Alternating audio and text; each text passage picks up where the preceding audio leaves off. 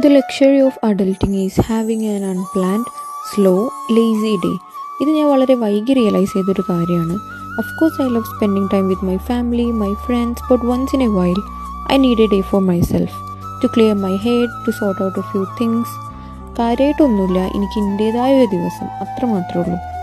തലേന്ന് അലാം വെക്കാതെ അന്നത്തെ ദിവസം എന്ത് ചെയ്യണം, നാളെ എന്ത് ചെയ്യണം, ഒന്നും പ്രീ പ്ലാൻഡ് അല്ലാതെ പെട്ടെന്ന് സ്പോണ്ടേനിയസ്ലി നമുക്ക് എന്ത് തോന്നണോ അത് ചെയ്യുന്നൊരു ദിവസം.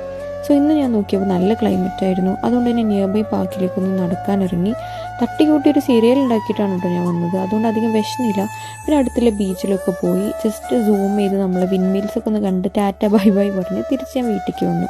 എന്നിട്ട് ഇന്നത്തിനെ പാമ്പർ ചെയ്യാൻ വേണ്ടി ഞാൻ ഒരു ബബിൾ ബാത്തൊക്കെ കഴിഞ്ഞ് നമ്മളെ 90s നോസ്റ്റൽ സോങ്സൊക്കെ കേട്ട് നാടൊക്കെ മിസ് ചെയ്ത് അങ്ങനെ ഇരിക്കുകയായിരുന്നു.